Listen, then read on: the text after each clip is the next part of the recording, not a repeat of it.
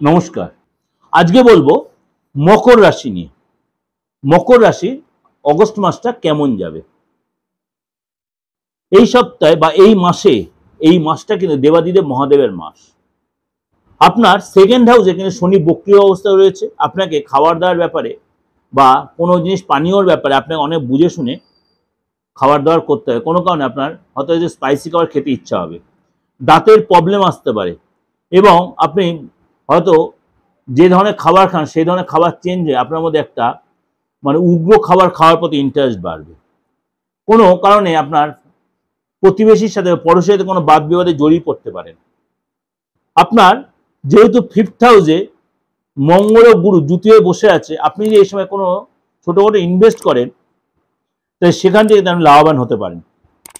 সন্তান যদি থেকে দেয় সন্তানদের গুড নিউজ পাবেন এবং আপনার লাইফ পার্টনার এই সময় কিন্তু যথেষ্ট সম্মানিত হবে।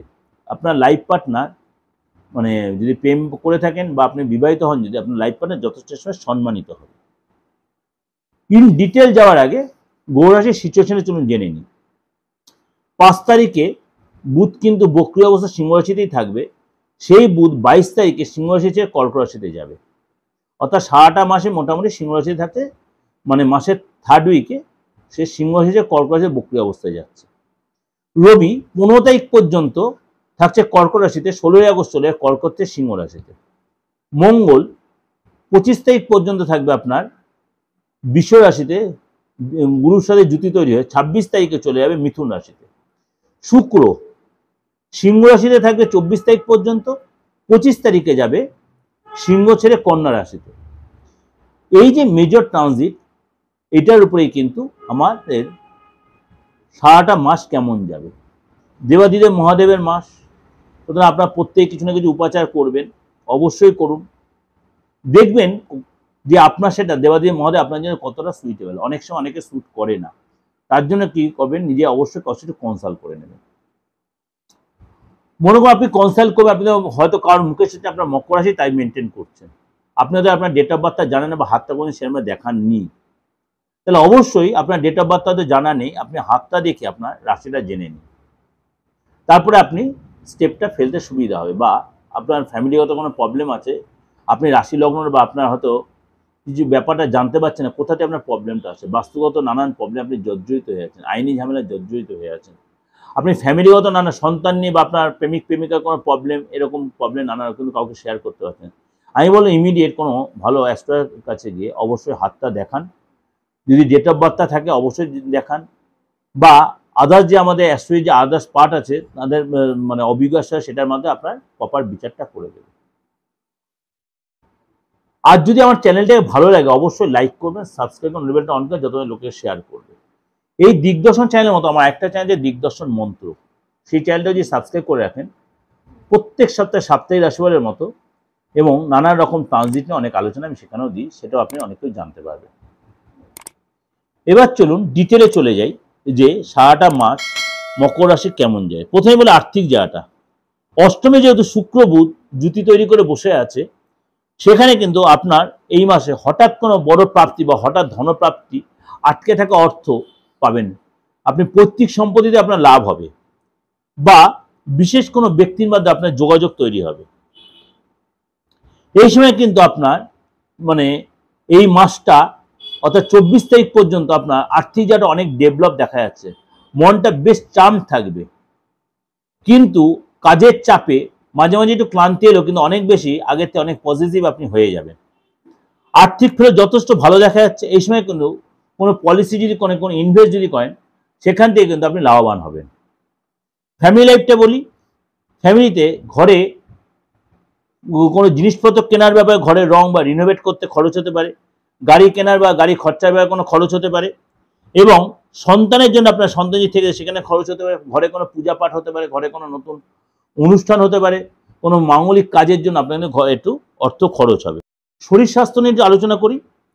যেহেতু আপনার শনি বক্রী অবস্থায় রয়েছে এবং আপনার কিন্তু দাঁতের প্রবলেম, হাত পার ব্যথা বা ব্যাক পেন এইগুলো কিন্তু হতে পারে, বা চুলটা উঠে গেল এরকম কিন্তু হতে পারে।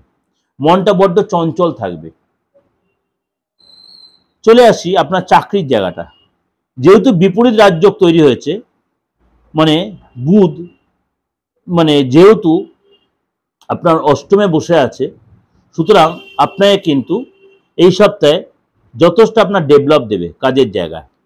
আপনার মহিলা কলিগের থেকে আপনি একটু সতর্ক থাকবেন। কোনো কারণে তাদের সাথে একটু বাক বিতণ্ডে জড়িয়ে পড়তে হয়, সেগুলোকে একটু সতর্ক হয়ে সচেতন হয়ে মেনটেন করবেন। কোনো বড় কোনো যোগাযোগ, বড় কোনো পেমেন্ট বা বড় কোনো প্রমোশন আপনার হতে পারে, এবং বসের সাথে আপনার সম্পর্ক যথেষ্ট ভালো হবে। নতুন কোনো জবে বা নতুন কোনো অপরচুনিটি আপনি কিন্তু পেতে পারেন। যদি ব্যবসা করেন তাহলে কি হয়, শুক্র বুধ যেহেতু অষ্টমে আছে, আপনার কিন্তু সেল অনেকটাই নর্মাল যে ছিল সেটাতে অনেকটা বাড়বে, কিন্তু কোনো হওয়া কাজ মুখের থেকে কেটে যেতে পারে, কোনো ডিল ক্যান্সেল হতে পারে, চুক্তি ক্যান্সেল হতে পারে, মনের মধ্যে একটু হতাশা আসতে পারে, নতুন কোনো কাজের যে এগোচ্ছিলেন সেটা কিন্তু আপনার নষ্ট হয়ে যেতে পারে, অর্থাৎ লস হওয়ার একটা সম্ভাবনা দেখা যাচ্ছে ব্যবসার জায়গাটা।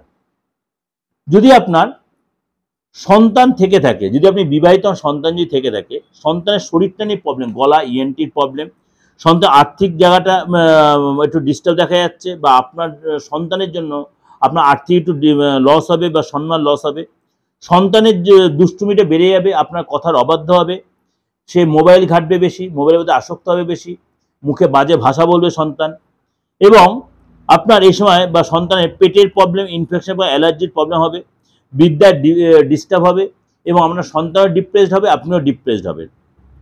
যদি আপনি স্টুডেন্ট হন, আপনি গাড়ি চালাতে সাবধান, কোনো কারণে পুলিশি কেস বা কোনো কেস খামাইতে আপনি ফেসে যেতে পারেন। বিদ্যায় কিন্তু আনসাকসেস, অর্থাৎ বিদ্যার জায়গাটা কিন্তু ডিস্টার্ব দেখা যাচ্ছে এই মাসটা আপনার, অর্থাৎ আপনাকে অনেক বেশি সচেতন হতে হবে। যদি আপনি প্রেম করে থাকেন, পার্টনার কোনো সরকারি গুড নিউজ পেতে পারে, বা ভালো কোনো গুড নিউজ পেতে পারে আপনার পার্টনার, বাবা মার থেকে কোনো লাভ পেতে। আপনি বিবাহিত হন, যদি আপনার রিলেশন যথেষ্ট ভালো হবে, এবং কারোর কাছ থেকে কোনো গুরুজনের কাছ থেকে কোনো হঠাৎ কোনো প্রাপ্তি বা কোনো হঠাৎ কোনো গুড নিউজ পেতে পারেন। এই যে ওভারঅল ডিসকাশনটা করলাম, এটা কিন্তু পুরোটাই গ্রহ রাশির ট্রানজিটের উপর বেশ করে, কোনো ব্যক্তিগত হরোস্কোপ নয়। ভালো অবশ্যই লাগবে, ভালো লাইক করবেন, সাবস্ক্রাইব করবেন, নোটিফিকেশনটা অন করবেন, যত লোককে শেয়ার করবেন, আর অবশ্যই প্রোগ্রামটা ভালো করে দেখবেন, দেখে নিজের বাস্তবসম্মত জায়গাটা বোঝার চেষ্টা করুন। নমস্কার, সারাটা আমার ভালো কাটাবে।